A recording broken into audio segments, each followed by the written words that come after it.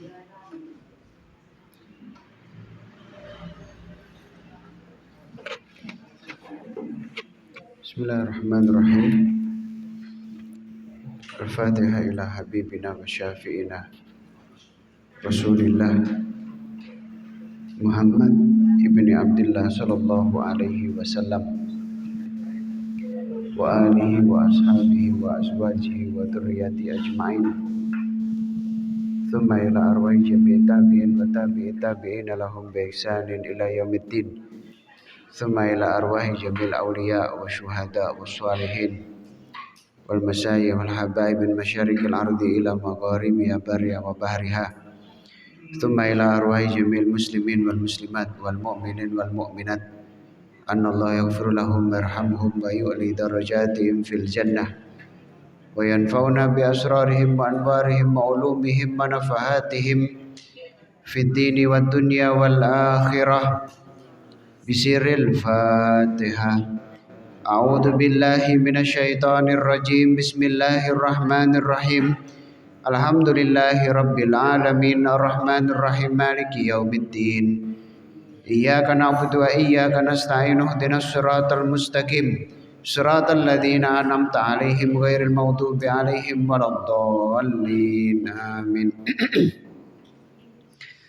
Al-Fatihah. Anallahu yataqabbal jami'il hajat. Hajati dunia bil maisarah wa hajatil akhirah bil maghfirah wa ila hadratin nabil mustafa Muhammad sallallahu alaihi wasallam biniyatil qabul bihaqqir rasul bisirril Fatihah. A'udzu billahi minasyaitonir rajim. Bismillahirrahmanirrahim. Alhamdulillahi rabbil alamin arrahmanir rahim maliki yaumiddin. Iyyaka na'budu wa iyyaka nasta'in ihdinas siratal mustaqim. Siratal ladzina an'amta 'alaihim ghairil maghdubi 'alaihim waladdallin. Amin. Kita baca suratul Fatihah sekali lagi. Semoga hajat kita semuanya dikabulkan oleh Allah Subhanahu wa taala. Kemudian semua dosa-dosa kita diampuni dan diganti dengan pahala yang berlipat ganda, dan semoga nanti kita semuanya meninggal dalam keadaan husnul khatimah. Amin ya Allah ya rabbal alamin. Ala hadhihi niyyah wa likulli niyatin shalihah wa kamana wa aslafuna wa suyuhuna as-salihun bisirril Fatihah.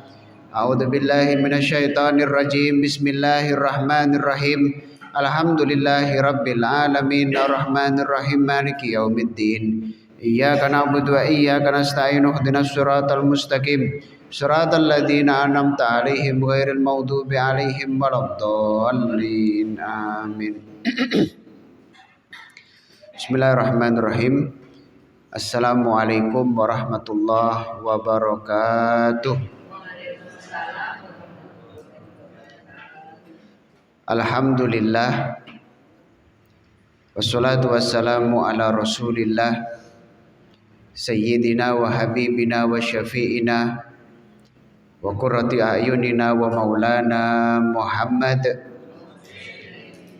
ibni Abdillah wa ala alihi wa sahbihi wa mawalah wa la hawla wa la quwata illa billah. Subhanaka la ilma lana illa ma 'allamtana innaka antal alimul hakim. Rabbi shrah li sadri wa yassir li amri wahlul 'uqdatam min lisani yafqahu qawli bijahin nabi wa sahbi wal ali. Allahumma anfa'na bima 'allamtana wa 'allimna ma yanfa'una. Allahumma zidna ilma warzuqna fahma wa atina hikmah. Allahumma barik lana fi majlisina hadza bi rahmatika ya arhamar rahimin. Allahumma ja'alna minal ulama'il amilin wa minad du'atil mukhlisin wa minal mutakallimin bi lughati sayyidil mursalin wa minal aghniyai an-nafi'in lil umma wad din. Allahumma ya rabbana rzuqna taubata qabla al-maut wa syahadata indal maut wal jannata ba'dal maut. Amma ba'd. Qala Allah ta'ala fi kitabihil karim. A'udzu billahi minasyaitonir rajim. Bismillahirrahmanirrahim. Wa basyiril ladzina amanu wa amilus solihati anna lahum jannatin tajri min tahtihal anhar kullama ruziku minha min thamarati rizqan qalu hadzal ladzi ruzikna min qabl wa utubihi mutasyabiha wa lahum fiha azwajum mutahharatu wa hum fiha khalidun. Shadaqallahul adzim. Para perindu ridha Allah Subhanahu wa taala dan para pecinta baginda Nabi Muhammad sallallahu alaihi wasallam, alhamdulillah, puji syukur kehadirat Allah Subhanahu wa taala yang mana Allah tidak henti-hentinya memberikan kepada kita nikmat yang begitu besar, nikmat yang begitu agung. Jika ada seorang hamba diberikan oleh Allah dua nikmat ini, maka niscaya hamba tersebut mendapatkan nikmat yang paling agung dan nikmat yang paling besar. Apa dua nikmat tersebut? Dua nikmat tersebut adalah nikmat iman dan nikmat afiyah. Jadi yang pertama, nikmat yang paling agung adalah Allah memberikan kepada hambanya nikmat iman. Alhamdulillah, Allah Subhanahu wa taala memberikan nikmat tersebut kepada kita. Kemudian yang kedua, kita tidak hanya diberikan oleh Allah nikmat iman, tapi Allah Subhanahu wa taala memberikan kepada kita nikmat afiyah, nikmat perlindungan. Alhamdulillah, kulalan panjenengan diberikan oleh Allah kesehatan, kesempatan, tidak ada gangguan dari manapun. Bahkan alhamdulillah dimudahkan oleh Allah, diberikan taufik dan hidayahnya sehingga bisa masuk ke Baitullah, bisa masuk ke masjid untuk beribadah. Tadi melaksanakan sholat isya, kemudian berjamaah, kemudian membaca dzikir, berdoa kepada Allah. Itu semuanya adalah nikmat-nikmat yang agung yang harus kita syukuri para hadirin.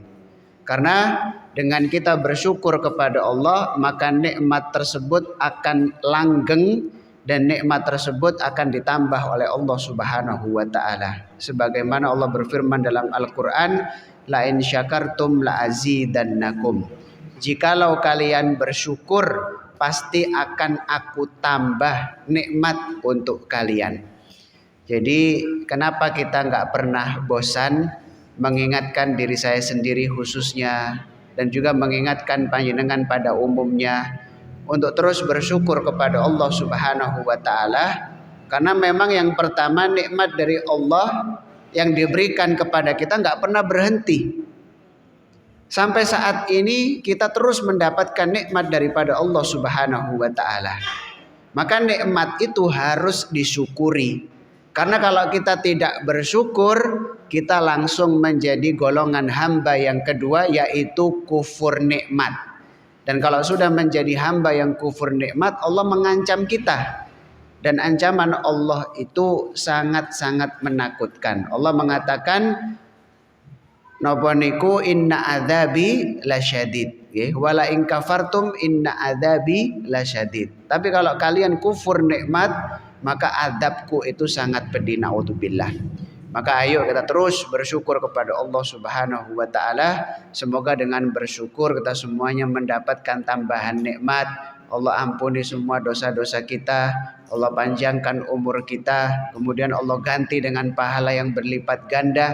Dan nanti ketika kita meninggal, insya Allah mengakhiri hidup dengan baik dalam keadaan husnul khatimah. Amin ya Allah ya Rabbal alamin. Para hadirin yang dirahmati oleh Allah Subhanahu wa taala, sekarang kita sudah sampai di surat Al-Baqarah ayat ke-25.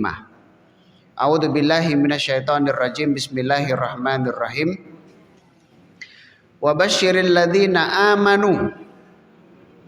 Allah berfirman di sini, wa basyiril ladzina amanu. Dan sampaikanlah kabar gembira kepada orang-orang yang beriman. Jadi di sini orang-orang yang beriman akan mendapatkan kabar gembira. Maka panjenengan nggih, misalnya diaban-abani akan mendapatkan kabar gembira meskipun belum tahu hadiahnya, kadang sudah senang, leres nggih. Jadi misalnya para jamaah yang tadi sholat isya berjamaah di Masjid Baitul Ghafur, maka insya Allah nanti waktu subuh akan mendapatkan hadiah. Padahal hadiahnya belum dapat dan nggak tahu hadiahnya apa. Tapi setelah pengumuman kita senang, alhamdulillah tadi saya juga ikutan sholat berjamaah. Padahal hadiahnya belum tahu, cuma diapan-apani nanti di waktu subuh akan mendapatkan hadiah. Meskipun nanti hadiahnya cuma magicom atau mungkin kulkas, kulkas ya mahal gitu, atau mungkin TV. Maka ketika kita nanti mendapatkan hadiahnya, kebahagiaan kita akan bertambah.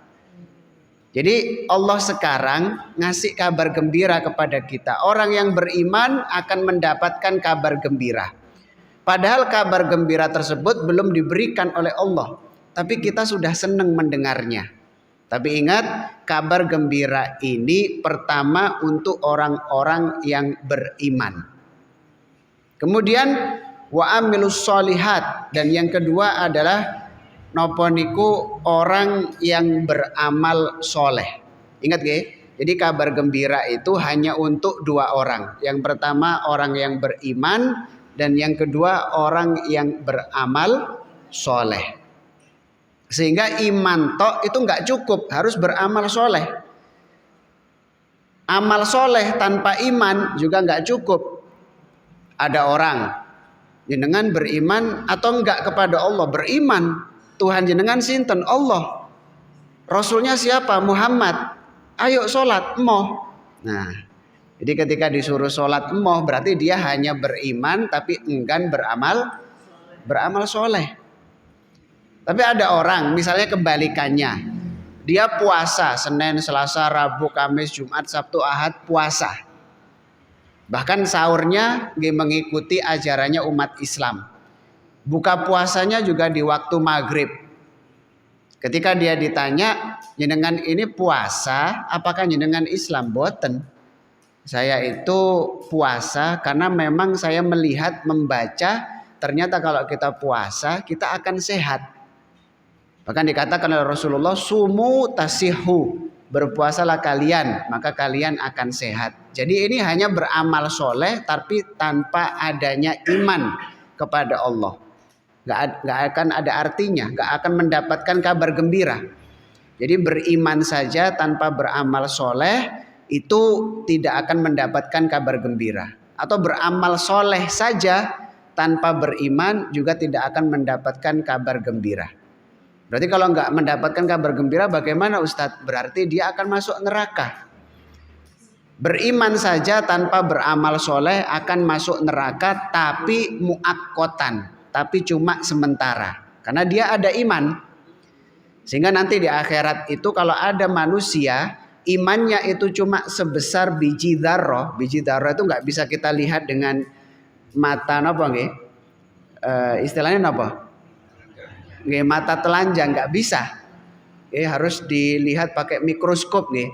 Itu baru kelihatan. Misalnya ada orang imannya cuma sebesar biji dzarrah, di dunia nggak pernah beramal soleh, pada akhirnya nanti dia akan diangkat dari api neraka dimasukkan ke surga. Meskipun imannya sekecil biji dzarrah, meskipun nggak beramal soleh. Sehingga kalau ada orang meninggal dunia dalam keadaan iman, dia sudah pasti masuk surga.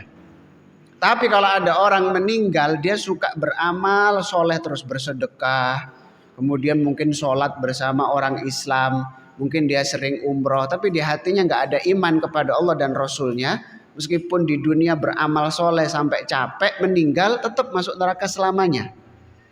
Karena memang kunci atau miftahul jannah, kuncinya surga itu adalah la ilaha illallah Muhammadun Rasulullah. Jadi bersaksi tidak ada Tuhan selain Allah dan bersaksi bahwasanya Nabi Muhammad adalah utusan Allah Subhanahu wa taala.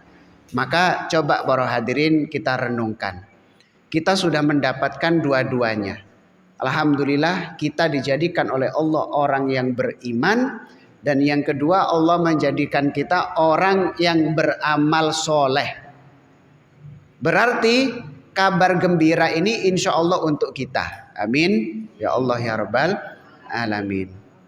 Jadi tinggal kita nopo niku istiqomah untuk berbuat baik. Tinggal kita menyempurnakan kebaikan kita. Yang sebelumnya mungkin sholatnya kurang khusyuk, ayo kita nopo niku semakin kesini semakin khusyuk. Yang sebelumnya mungkin sedekahnya kurang banyak, setelah ini lebih banyak lagi. Yang sebelumnya mungkin sholatnya di akhir waktu, dirubah menjadi awal waktu. Yang sebelumnya itu kalau Jumatan nunggu komat misalnya, tapi mereka mboten wonten. Ini kalau cerita tentang planet Pluto bagian selatan. Biasanya lah Jumatan itu kadang memang yang bikin yang paling sering ditipu oleh setan itu tetangganya masjid. Nah, kenapa yang paling sering ditipu itu tetangganya masjid? Karena tentunya suara sound itu masuk ke rumah tersebut sehingga mungkin berangkatnya nunggu qomat. Atau kalau sholat Jumat itu ya nunggu iqomah, dengerin khutbah di rumah. Maka para hadirin yang dirahmati oleh Allah Subhanahu wa taala, maka kita sudah mendapatkan dua hal ini. Kita sudah menjadi orang yang beriman dan kita sudah menjadi orang-orang yang terus beramal soleh. Tinggal kita istiqomahkan, kita sempurnakan. Terus kita sempurnakan. Maka nanti ketika kita meninggal dunia, pada saat itu kita pada puncak ibadah kepada Allah Subhanahu wa taala. Salat kita ketika ruh kita dicabut oleh Allah, salat kita menjadi salat yang terbaik, puasa yang terbaik, sedekah yang terbaik, amal yang terbaik. Ketika kita sudah memiliki amal yang terbaik, Allah mengambil ruh kita. Maka pada saat itu kita akan mendapatkan kabar gembira daripada Allah Subhanahu wa taala. Apa itu kabar gembiranya? Di sini kan disebutkan wabasyiril ladzina amanu wa amilus sholihat. Dan sampaikanlah kabar gembira kepada orang yang beriman dan orang yang beramal soleh. Apa kabar gembira tersebut? Annalahum jannatin tajri min tahtihal anhar. Jadi kabar gembira yang pertama adalah nanti mereka akan mendapatkan surga yang di bawahnya itu mengalir sungai-sungai. Nah ini bagi orang yang beriman dan beramal soleh, kabar gembira yang pertama, mereka akan dimasukkan surga oleh Allah Subhanahu wa taala.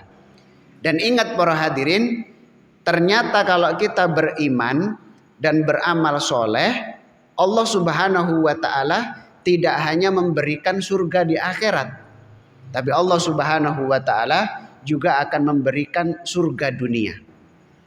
Ingat nggih, surga dunia itu bukan hanya kebahagiaan. Kalau kita hanya mengartikan surga dunia itu hanya kebahagiaan, itu salah. Surga dunia itu adalah ketentraman hati sehingga kita bisa menghadapi masalah apapun. Itu surga dunia. Kita lagi napa niku mendapatkan nikmat, dengan mudahnya bersyukur kepada Allah. Ketika kita lagi mendapatkan musibah, nggih mboten sambatan, itu surga dunia. Maka kalau orang itu sudah memiliki ketentraman hati, ketika dia dikasih musibah, sama halnya ketika dikasih nikmat, sama-sama senang. Maka ada cerita yang begitu luar biasa para hadirin, yaitu cucunya Sayyidina Umar bin Khattab. Jadi Sayyidina Umar bin Khattab itu punya cucu yang bernama Salik, insya Allah. Salik niku adalah cucunya Sayyidina Umar. Beliau itu hidup dalam keadaan fakir, hidup dalam keadaan miskin, tapi sama sekali tidak pernah mengeluh kepada Allah, sama sekali nggak pernah. Hidupnya itu orang melihat pada iri, sampai orang kaya iri dengan hidupnya Salik ini. Padahal dia nggak punya apa-apa. Maka suatu saat dia sholat di Masjidil Haram. Dia sholat di Masjidil Haram dengan khusyuknya. Di pertengahan sholat ada Raja Arab pada saat itu juga ingin sholat di Masjidil Haram. Tentunya ketika raja mau sholat kan dikawal oleh ajudan-ajudannya. Juga sholat di situ. Ketika sang raja melihat si Salik, nanya kepada ajudan, itu siapa yang sholat di situ kok begitu khusyuk? Saya nggak pernah melihat dia. Wahai raja, itu adalah cucunya Sayyidina Umar bin Khattab. Oh, cucunya Sayyidina Umar. Coba lihat kehidupannya, dia fakir atau kaya? Kalau sudah kaya, saya nggak akan membantu dia. Tapi kalau dia fakir, saya akan bantu dia, akan saya ambilkan harta dari Baitul Mal. Jadi dulu itu kalau nopo di satu negara mempraktekkan hukum Islam ada khalifah, berarti ada Baitul Mal. Baitul Mal itu berarti memang harta yang disimpan oleh negara. Nah, nanti harta tersebut digunakan untuk membantu umat Islam yang fakir. Nah, sehingga para hadirin yang dirahmati oleh Allah Subhanahu wa taala, oh itu si Salik itu orang fakir. Akhirnya raja datang kepada si Salik tersebut. Wahai Salik, kamu ini orang fakir. Ayo bebas, kamu mau minta apa kepada saya? Salik nanya, urusan dunia atau urusan akhirat? Oke. Urusan dunia atau urusan akhirat? Kata rajanya, ya urusan dunia lah. Kalau urusan akhirat ya saya nggak bisa mengabulkan hajat kamu. Wong saya bukan Tuhan. Ketahuilah wahai raja, urusan dunia nggak pernah aku minta kepada zat yang punya dunia. Jadi urusan dunia ini nggak pernah aku minta kepada Allah. Apalagi aku meminta dunia kepada orang yang nggak punya dunia. Kamu ini kan nggak punya dunia. Dunia itu milik Allah. Jadi Salik mengatakan seperti itu para hadirin. Jadi urusan dunia nggak pernah saya minta kepada zat yang punya dunia.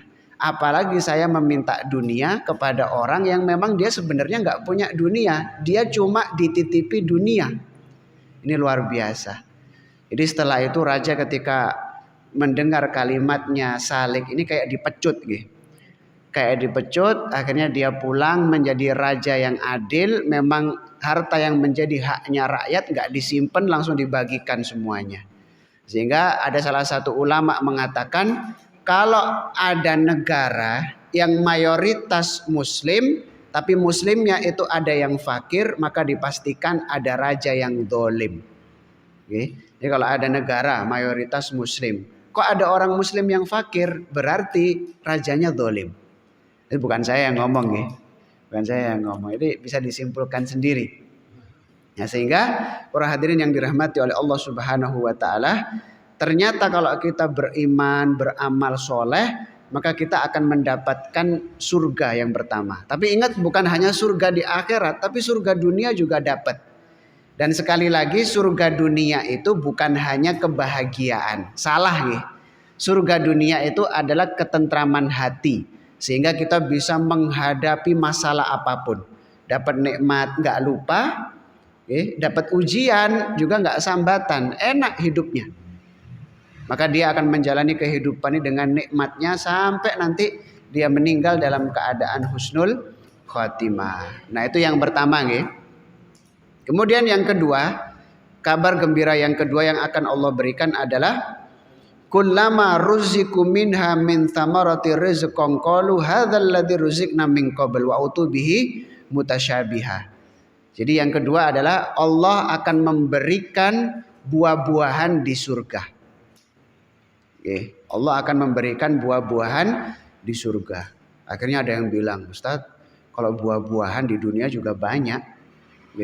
Pingin apel ada, pingin jeruk ada, pingin durian ada. Yang nggak ada itu buah khuldi. Yang nggak ada itu buah khuldi. Napa wonten ten ngemplak misalnya dijual buah khuldi? Mboten wonten.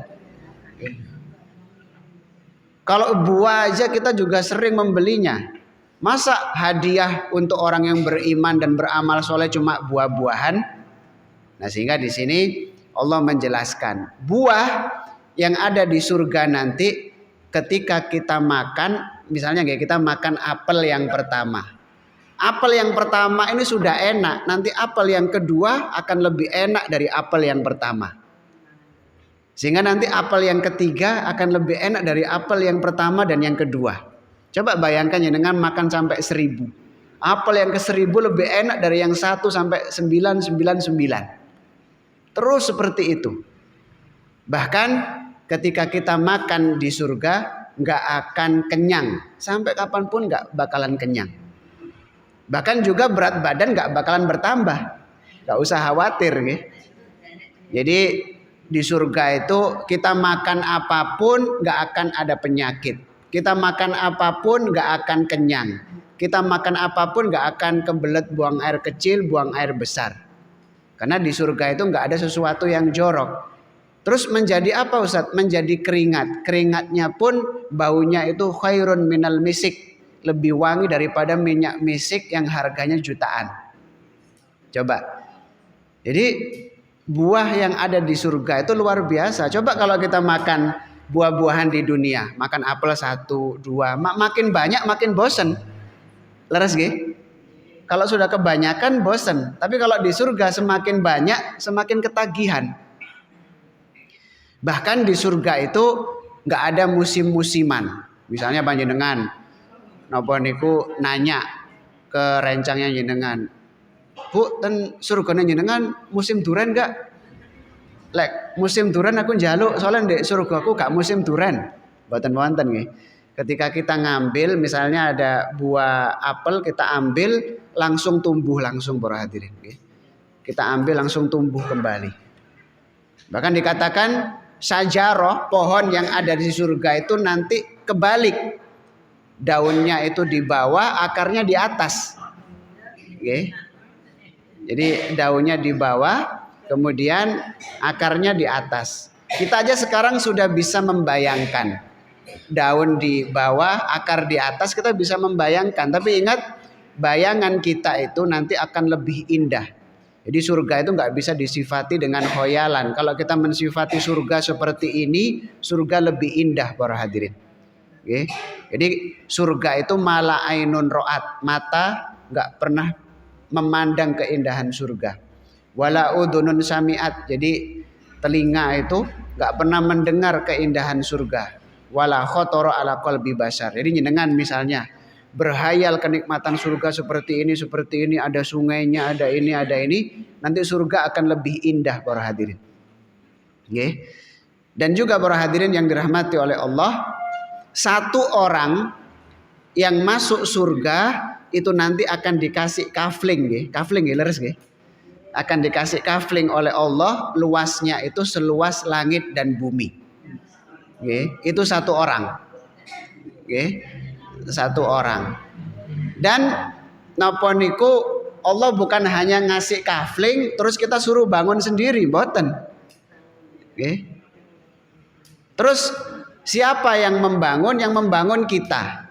Kapan kita bangunnya? Ketika di dunia ini. Makanya ada zikir la ilaha illallah wahdahu la syarikalah lahul mulku wa lahul hamdu yuhyi wa yumiitu wa huwa ala kulli syai'in qadir. Zikir itu kita baca setelah maghrib dan setelah subuh 10 kali, maka Allah akan membangunkan satu rumah di surga. Okay. Ini ternyata harga satu rumah di surga itu hanya la ilaha illallah sampai akhir tadi itu 10 kali waktu maghrib dan setelah subuh. Satu rumah. Padahal rumah yang akan dikasih oleh Allah di surga nanti itu besarnya luar biasa. Okay. Rumah seperti istana. Tapi penghuni nerakanya Allah itu beda dengan penghuni surga 360 derajat. Bahkan neraka itu sangat sempit para hadirin. Sangat sempit. Neraka itu ketika ditanya oleh Allah, neraka ini kan juga makhluknya Allah. Neraka ditanya oleh Allah. Allah nanya gini, neraka sudah penuh atau belum? Neraka menjawab apa? Saya butuh tambahan terus. Okay. Neraka mengatakan seperti itu. Hal min mazid. Padahal neraka itu sudah tumpuk-tumpukan para hadirin. Di satu orang itu ditumpuk-tumpuk. Okay. Sangat sempit. Naudzubillah min dzalik. Maka semoga kita dijauhkan dari adab neraka jahanam. Okay. Amin. Ya Allah ya Rabbal alamin. Nah itu yang kedua. Okay. Tentunya beda. Buah-buahan yang ada di nopo niku di dunia sama yang di akhirat beda. Bahkan di surga nanti itu Allah akan memberikan 3 sungai yang tidak akan tercemar sampai kapanpun. Tiga sungai ini ada sungai dari asal, sungai dari madu, dan yang kedua adalah sungai dari laban, sungai dari susu, dan yang ketiga adalah sungai dari khomer, tapi khomer yang tidak memabukkan. Dan sungai ini, air sungainya ini layak untuk mandi dan layak langsung untuk minum. Bahkan siapapun yang mandi di situ nggak mungkin akhirnya airnya tercemar. Ada yang mandi di sana, jangan diminum di sini. Nggak bakalan.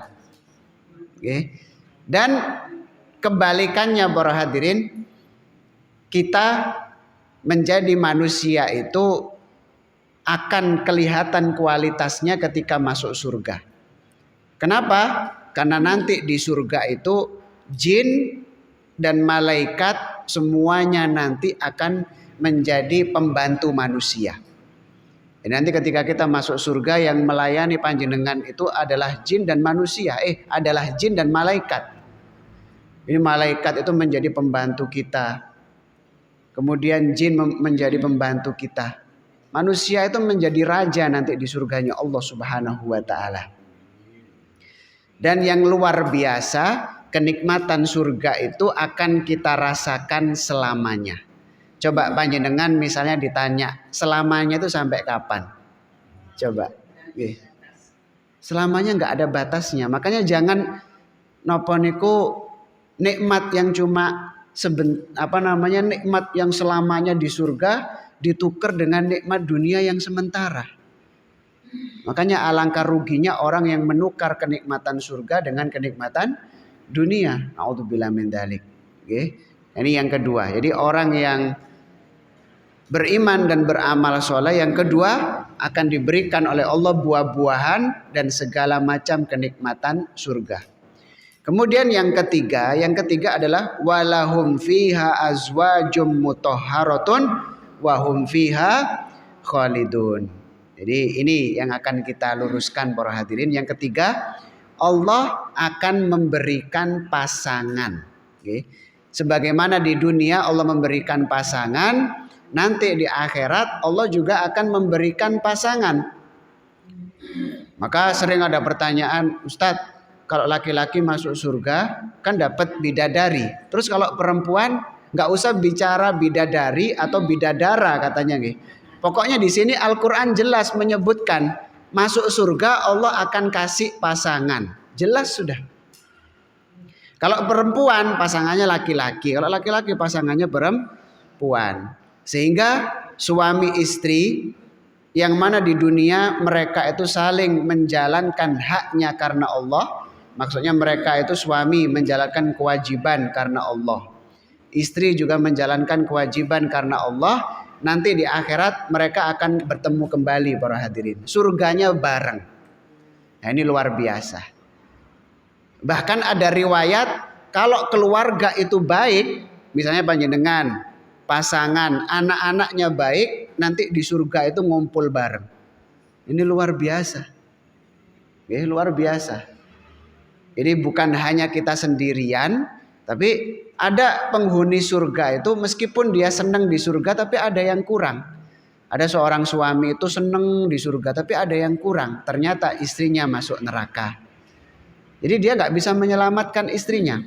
Ada juga seorang perempuan di surga senang tapi ada yang kurang. Ternyata dia nggak mendapati suaminya di surga. Bisa seperti itu. Atau mungkin dia punya anak 7, yang masuk surga cuma 6. Yang satu nggak masuk surga. Mereka juga kepikiran.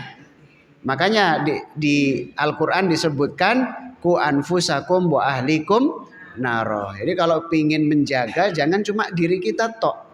Yang sholat kita tok. Pasangan yang nggak ngurus. Jangan. Maka kalau kita baik, ajak keluarga kita semuanya untuk menjadi baik para hadirin. Nah sehingga ada pertanyaan, Ustadz, ini ada suami meninggal, istrinya nikah lagi. Maka nanti di akhirat tuh ngumpulnya sama siapa? Istri yang pertama atau suami yang pertama atau suami yang kedua? Maka kita nggak perlu berpikir sampai sejauh itu para hadirin. Intinya nanti kalau kita masuk surga, maka Allah akan memberikan kenikmatan yang luar biasa sehingga nikmat dunia itu hilang. Nikmat dunia itu akan hilang. Allah yang akan mengaturnya para hadirin. Kadang ada orang setelah ditinggal pasangannya itu nggak menikah lagi, padahal dia membutuhkan sesuatu yang nggak bisa diwakilkan. Terus jadi mungkin sahabatnya masih naik, tapi kalau sahabatnya biasa aja, dia bisa menjaga kehormatannya, insya Allah dia akan bersama suaminya nanti di surga, kan gitu. Maka nikmat akhirat itu tidak bisa kita ukur dengan kenikmatan dunia. Sehingga sampai kadang ada rumah tangga itu, bang, pokoknya kita harus sehidup semati, pokoknya matinya harus bareng. Nah berarti dia harus mendatangi malaikat Israel, ngelobi dulu, bisa nggak kita berdua ini meninggalnya bareng gitu. Ya nggak bisa, Allah sudah mengatur semuanya para hadirin. Kalau meninggalnya bareng ya alhamdulillah kan ngaten. Nah, alhamdulillah kalau meninggalnya husnul khotimah, meninggal bareng tapi sama-sama maksiat, ya nggak akan ada gunanya, di akhirat juga nggak berkumpul. Nah ini yang ketiga, jadi nanti di akhirat siapapun yang masuk surga akan mendapatkan pasangan. Siapa namanya? Wallahu a'lam bishawab. Yang penting kalau laki-laki meninggal masuk surga pasti dapat pasangan.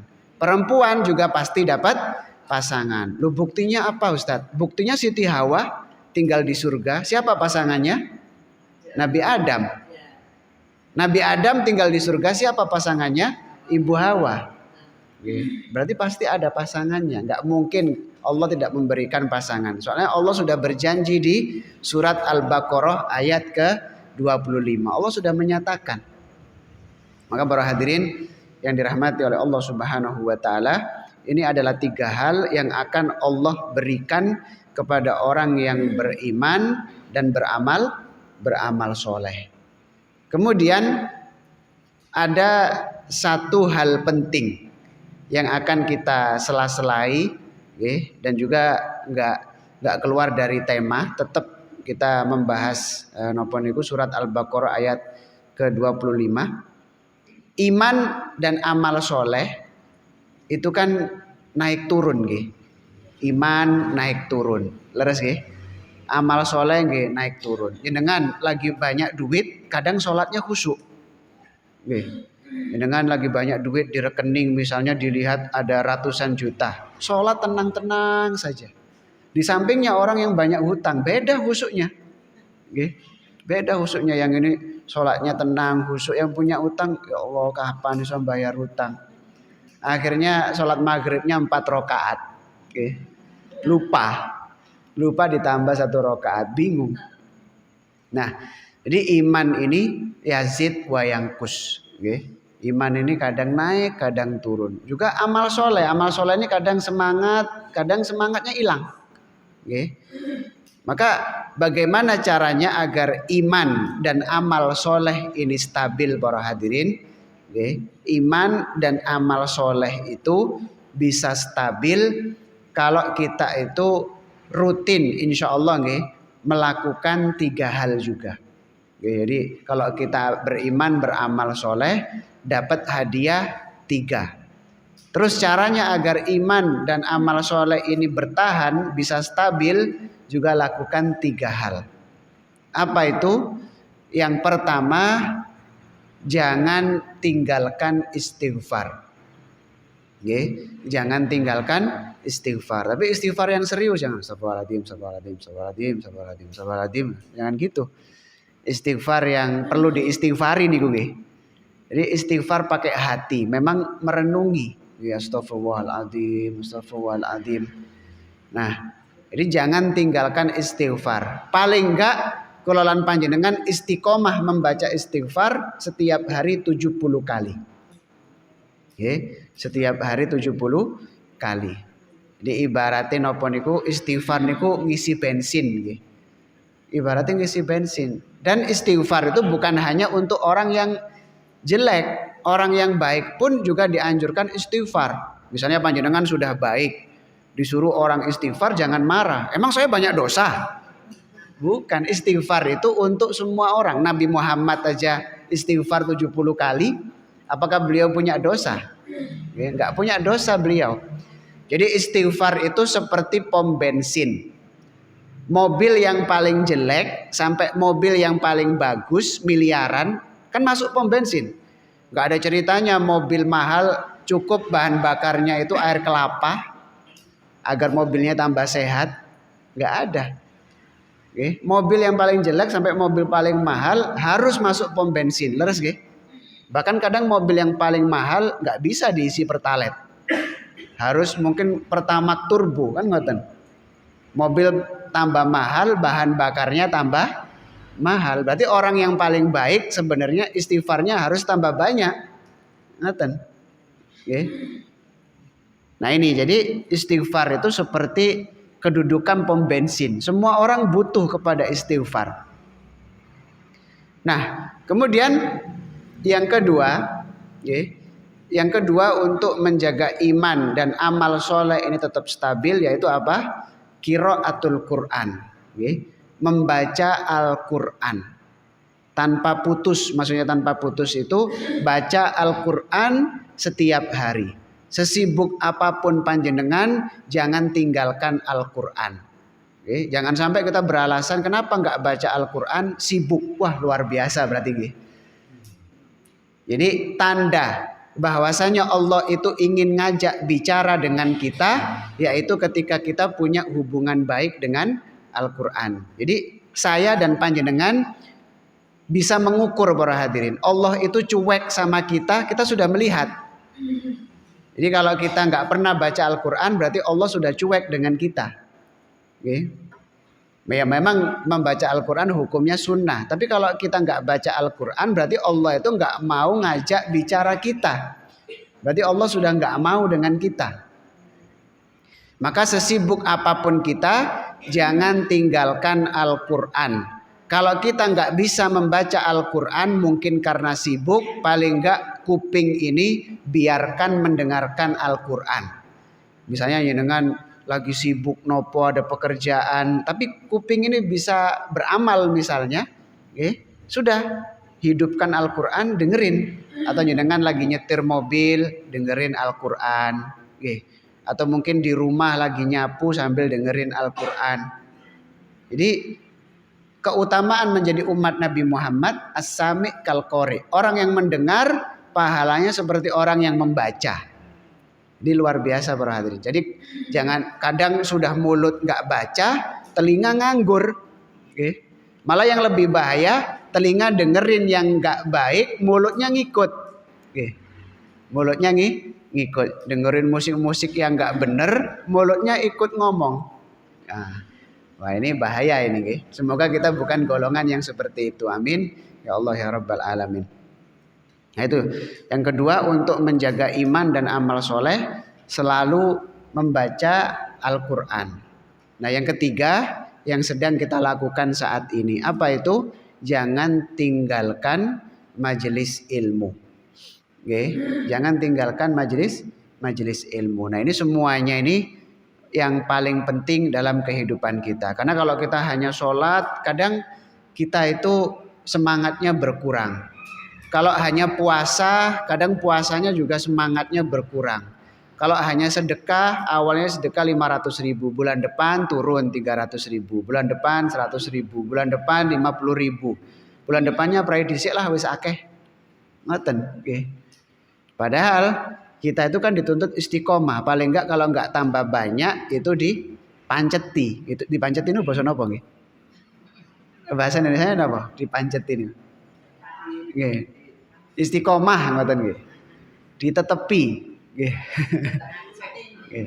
Pancet, nggih. Ini 3 hal para hadirin. Jadi jangan tinggalkan istighfar, kemudian yang kedua membaca Al-Quran, dan yang ketiga hadir majelis ilmu. Karena majelis ilmu ini luar biasa. Kalau majelis ilmu itu ibarat HP lagi dicas. Lagi dicas. Coba jenengan punya HP misalnya secanggih apapun, lek baterainya entek. Nah, Dengan punya HP harganya puluhan juta. Tapi baterainya habis, bisa digunakan sama baterai? Nggak bisa. Nggak bisa. Telepon nggak bisa, ngirim chat juga nggak bisa. Makanya kadang ada manusia itu kalau jarang hadir majelis, kadang nggak sholat. Itu baterainya habis tuh. Nggak sholat, terus nggak poso lek Ramadan, atau mungkin dia di rumah sahur tapi nanti di siang hari masuk warung yang bukanya cuma separuh nih. Itu berarti baterainya habis. Perlu dicas. Dicas di mana? Yang di majelis ilmu. Ya, sehingga para hadirin yang dirahmati oleh Allah Subhanahu wa taala, 3 hal ini ayo kita lazimkan. Agar apa? Iman dan amal soleh ini terjaga. Karena nopo? Kula lan panjenengan ini punya musuh bebuyutan. Siapa musuh bebuyutan kita? Yang pertama adalah setan dan yang kedua adalah hawa nafsu. Setan itu musuh di luar pagar, hawa nafsu musuh di dalam rumah. Setan itu berusaha menghilangkan iman dan amal soleh kita, sehingga nanti manusia itu digoda sampai akhir hayat para hadirin. Bahkan ulama mengatakan alangkah banyaknya manusia itu yang imannya hilang ketika ruhnya mau dicabut. Naudzubillah min dzalik. Ingat nggih, orang itu ketika naza, ketika dia mau meninggal dunia, itu dia akan sangat kehausan. Sangat haus, bahkan dikatakan sudah kayak bertahun-tahun gak minum. Nah, setan datang menawarkan minuman. Ibaratnya jenengan itu pas haus bahasa Jawa napa nggih? Ngelak nggih. Jenengan ngelihat es buah. Nggih. Lagi sangat haus, setan bawa minuman. Ayo kamu mau minum enggak? Ya kita bilang namanya ditawari ya kita mau. Ketika kita mau ngambil syaratnya satu, engkau harus menyembah saya. Oke. Dan kebanyakan manusia itu gagal di akhir hayatnya. Di akhir hayat imannya hilang, akhirnya dia masuk neraka selamanya. Naudzubillah min dzalik. Oke. Makanya iman dan amal soleh ini harus kita rawat sampai penghujung umur kita para hadirin. Sampai penghujung umur. Itu setan. Nah, setan gampang lah di luar pagar. Tapi yang lebih bahaya itu hawa nafsu. Dan hawa nafsu itu dikatakan oleh Rasulullah akhbath min sab'ina syaitonan. Hawa nafsu ini kekuatannya itu lebih kuat dari 70 setan. Jadi memang menjadi manusia ini berat nggih. Makanya hadiahnya surga kan ngoten nggih. Kalau menjadi makhluk Allah yang lain ya nggak ada tuntutan. Menjadi hewan, selesai, mereka hewan nggak diwajibkan untuk beribadah, ya, hanya untuk melestarikan dunia ini. Malaikat, makhluk yang paling mulia, tapi nanti malaikat masuk surga hanya menjadi pembantunya manusia. Makanya manusia ini nanti di akhirat di surga akan menjadi raja karena dia bisa melawan hawa nafsunya. Jadi ibaratnya ngeten nggih. Keinginan kita itu berdasarkan kebaikan atau hawa nafsu itu bisa dibedakan para hadirin. Jadi kalau keinginan itu yang mengajak hawa nafsu, jangan mau. Jangan mau. Tapi kalau yang ngajak itu memang murni ajakan dari hati, niatnya karena Allah, jangan mau. Cuma yang ajakan hati itu seperti apa? Maka yang ajakan hawa nafsu itu, dia lebih condong mengajak kepada kemaksiatan. Itu hawa nafsu. Contoh, ketika masuk waktu sholat, mana yang berat? Segera sholat atau engko ae? Coba. Kayaknya yang ringan itu engko ae. Jadi kalau sudah datang waktunya sholat, kadang kita malah lebih mengikuti engko ae. Oh, setengah rolas, engko ae setengah siji. Wes setengah siji, aduh, engko ae nanti jam setengah 2. Nah maka kita nggak sadar pada saat itu kita mengikuti hawa nafsu. Nah, maka kita melakukan kebalikannya. Jadi ketika kita mengajak, napa niku tiba-tiba ada yang ngajak untuk engko ae, kita lawan sebaliknya, lakukan sekarang. Maka yang kita lakukan sekarang itu berarti berlawanan dengan hawa nafsu. Oke. Nah, sehingga para hadirin, kalau kita bisa melawan hawa nafsu, pahalanya itu lebih baik daripada perang Badar. Coba. Oke.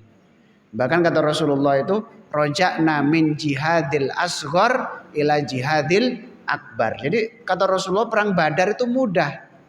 Yang berat itu melawan hawa nafsu. Sehingga kalau kita bisa melawan hawa nafsu, ibaratnya itu nggih, kalau kita dapat duit, ketika kita bisa melawan hawa nafsu, itu duit itu kayak nggak ada hitungannya, langsung gitu. Karena melawan hawa nafsu itu berat. Sama-sama berat gitu, saya dan jenengan. Lagi ngantuk banget, dibangunkan untuk sholat subuh. Berat apa mboten? Berat, apalagi ngelihat ke jendela lagi gerimis. Nggih, kasur nggih anget, selimutnya nggih tebel. Bantale nggih enak enten gulinge. Apalagi jenengan kedinginan kena air harus wudhu. Wah, berat. Jenengan melawan semuanya itu, jenengan belum sholat, jenengan melepas selimut itu sudah pahala. Oke, jenengan menggerakkan kaki dari kasur menuju ke lantai itu sudah pahala.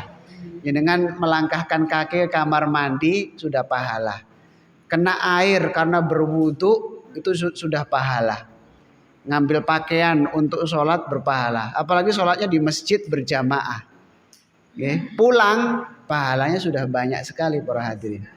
Makanya pantas kalau manusia ketika masuk surga dapat banyak. Semoga ilmu yang kita sampaikan ini bermanfaat, bisa kita amalkan dalam kehidupan kita sehari-hari. Semoga keimanan ini terus langgeng untuk kita.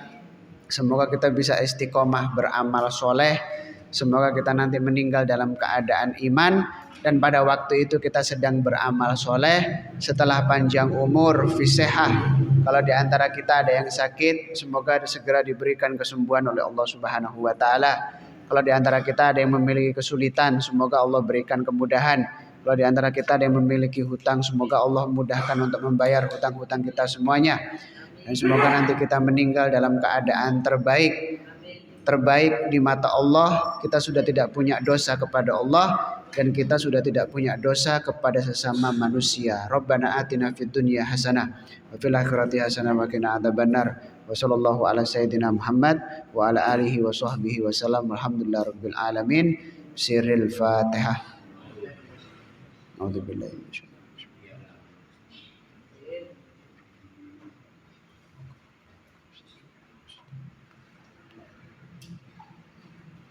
Bila taufiq hidayah wa ridha wal inayah, kurang lebihnya mohon maaf.